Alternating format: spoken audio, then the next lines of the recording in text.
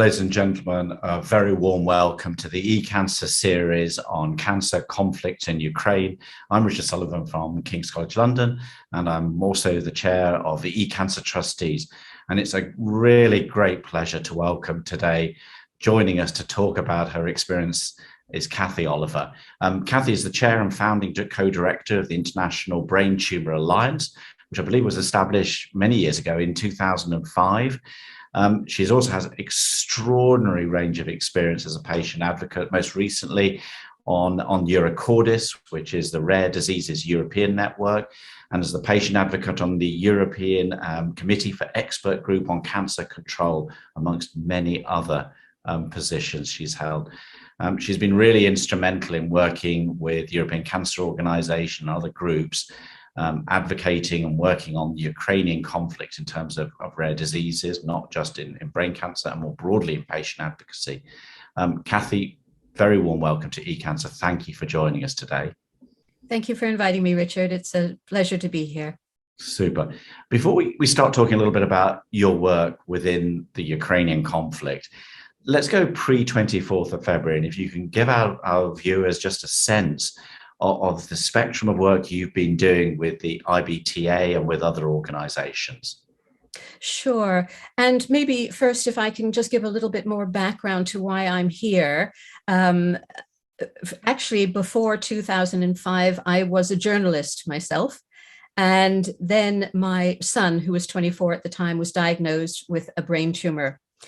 And that is what prompted me to drop my journalism career as a freelance and to focus on patient advocacy, because this was almost 20 years ago. And we really weren't as sophisticated then in terms of patient advocacy or as widespread as we are now. And I felt that really was the only thing that I could do to, first of all, help my son, but to help others. So that I am not a natural born patient advocate, that's for sure. However, my journalism experience has helped me a lot in the work that we are doing. And as you said, we were established in 2005, the International Brain Tumour Alliance, and we are really a global network of patient advocacy organizations, clinicians, researchers, people from industry, all the different stakeholders who are vital for the brain tumor arena. So we were going along with our normal work prior to the 24th of February, which involved basically raising awareness of the challenges of brain tumors, doing a lot of policy work, particularly on a European level. I am based in the UK, and our organization is a UK registered organization, but we, despite Brexit, we are still very much involved in European cancer patient advocacy. And as you mentioned, I am particularly involved in the rare cancer field because brain tumors are a rare cancer. And that takes the form of being involved in the European reference networks, which they are called the ERNs. And those are based on networks of networks almost. And I've mentioned the word network several times now in the first few minutes of our discussion, because I believe that the networking system that we have in patient advocacy has been vital for our work in Ukraine. Right. So this is really helpful, because I think, the 24th of February saw the massive escalation of the Russian combat activities within the Ukraine. And just to remind people, of course, the Ukrainians have still been fighting since 2014. So really the 24th of February, 2022 saw this rapid escalation, and the world changed dramatically. Huge efflux of refugees into neighboring countries, huge numbers of internally displaced populations within Ukraine as well. Kathy, tell us a little bit about what your early experience was in the first few weeks. What did you see and witness, and what did you do as an individual as part of these organizations? Well, I think, Richard, today is the 114th day of the conflict. It does seem a lot longer than that in many ways, because at the very beginning, as you say, our organization and many other cancer patient organizations in Europe and even beyond were literally just thrown from one day to the next, from the 24th of February to the 25th of February, into emergency mode. And one of the benefits of being a patient organization is the fact that you are very, very well networked. And many of us run organizations which are very lean and can react very quickly. They're not bureaucratic in any way. And we can just get on and do it, as we say, just do it. And we have not only done this, and when I say we, it's not just the IBTA, it's the European cancer patient advocacy world. We just get on with things and we do what we have to do. We are doers. And in the beginning, it was very chaotic. We were starting from zero and working our way through a wide range of really incredible challenges. The first one was to let Ukrainian people who were refugees with cancer know that we were there. And many patient organizations did put special pages on their websites, both in English, Russian, and Ukrainian, so that people coming to their websites would be able to understand what was on offer and how we could help. So I think that was one of the first things we did. But that was a challenge because we didn't have ready-made translators available to us. And translation has always been, throughout this war, quite a big challenge. Now we are lucky. We do have a bank of translators that we can rely on. And the European Cancer Organization has helped us a lot with that. So many thanks to them for doing that. The second challenge was the fact that I think we felt pretty much on our own in the very beginning. The larger aid agencies, I think, well, I know we're not geared up to this instant catastrophe, really, and seem to move relatively slowly in gearing up to do things, to do practical things. So we found in the beginning that the patient groups were streaming way ahead in their activities, the help that was provided, and just the general knowledge that we were gaining, the intelligence on the ground that we were gaining from the situation. We all had a lot of sleepless nights, if we went to bed at all, in the very beginning.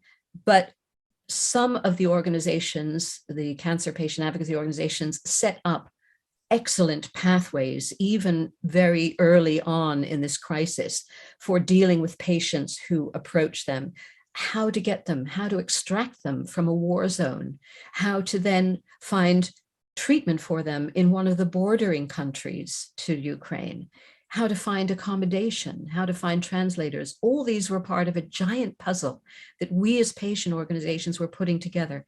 And the reason we were able to be successful with that is because we were networked and we all worked together. We all met every single morning at 9 a.m. Central European time. And we discussed for an hour our problems. We traded tips and help and email addresses and contacts and all that kind of thing. And every 24 hours we did that. And that is how we were able to function in the very beginning.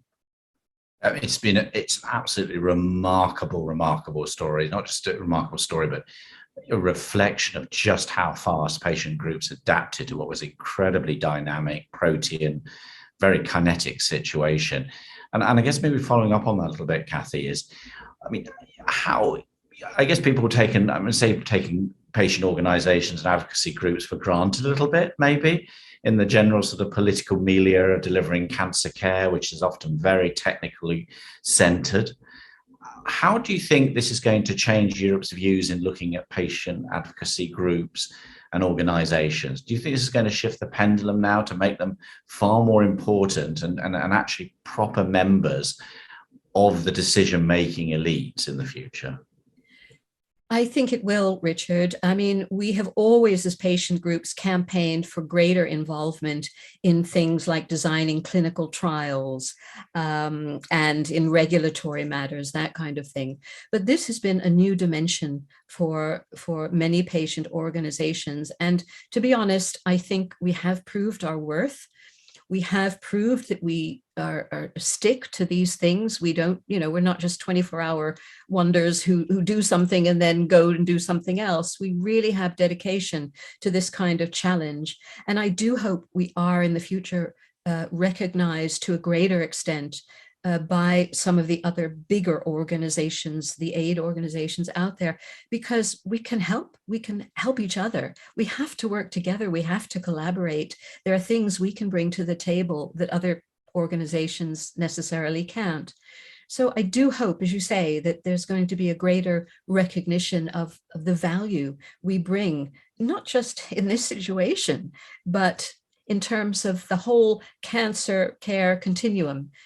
Because I am a former caregiver to my son who had a brain tumor. Many of our colleagues either are patients themselves or caregivers or highly experienced charity workers. So, it's a lot of knowledge and a very value heavy benefit that comes to working with patient organizations. I wonder if we could maybe end by just reflecting a little bit on the future. We're obviously still in a, as you say, 100 days plus now, and is still in a very dangerous situation. Huge amount of fighting around Kharkiv, Kherson, in the eastern areas of on eastern oblasts. The future, of course, is the undiscovered country. We don't know where things are going. But what concerns you most? What are the major issues you think at the moment that we need to be dealing with in terms of cancer and palliative care for Ukrainian cancer patients, and also for the neighboring countries as well that are taking the majority of the burden at the moment? Yes, I mean, we are very aware that this huge burden on the bordering countries of Ukraine, and probably that kind of burden cannot be maintained indefinitely. One of the fears that I have is this. Well, there are two groups of people, I think. There are the refugees who are actually very fluid, moving back and forth across borders from Ukraine to the bordering countries to be treated or get a scan or whatever, and then moving back to Ukraine. And that's completely understandable. People want to be with their families and in an environment they know, speaking a language that everybody understands around them. But it does make it very difficult to keep track of who is going where. And as you say, that situation is very fluid. Then there is another group of refugees with cancer who will be out of the Ukraine for an extended period of time, if not forever. And we need to make sure that those people, those patients, can get proper regular scanning in the country where they're from, can be monitored, can be part of prevention programs for those who may not even be diagnosed yet with cancer, but who are refugees in foreign countries.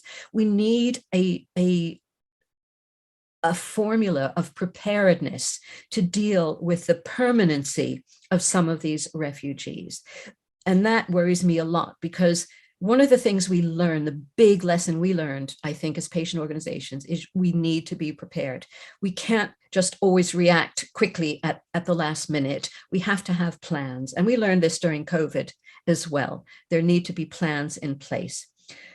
The other thing I worry about is psychosocial support for people who have fled Ukraine. I just read this morning, I think it was in the WHO report, that there are going to be millions and millions of Ukrainian people, patients and others, who will need psychosocial support to deal with the trauma they have faced. There are initiatives being planned and being carried out now to cover this, but the numbers are going to be enormous, and we have to bear in mind, and this is everyone from children on up to elderly people. We as patient organizations right now are trying to plan for the future. We are stepping back and evaluating what we have done in the last 3 months. Did we make mistakes? What were the good things we did? What were the frustrations we faced? We're trying to chronicle all of these things. And we're trying to reflect on what things will be like in peacetime in Ukraine, and how we can help our newfound friends and colleagues in Ukraine to surmount the enormous difficulties they will have and the challenges they will have in rebuilding their healthcare services. I think I read also this morning there are nearly 300 attacks so far 295, something like that, on healthcare in Ukraine. And that's everything from the fabric of hospitals down to individual patients being attacked, individual healthcare professionals under attack. So we as patient organizations really want to have some kind of specific plans in place for dealing with that. Peace will hopefully come to Ukraine, hopefully sooner than later, but we now need to start planning for that and to keep our bonds that we've established strong and working, and to keep our networks up there and helping the people of Ukraine. A wonderful point to end on. It really is. And I think you've really made the point extremely well about the need for thinking about recovery as well right now.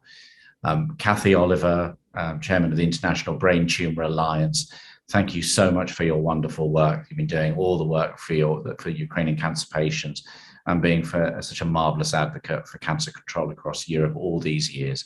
Really grateful you've talked to eCancer today, and we look forward to continuing this conversation with you over the next few months. Thank you. Thanks again, Richard.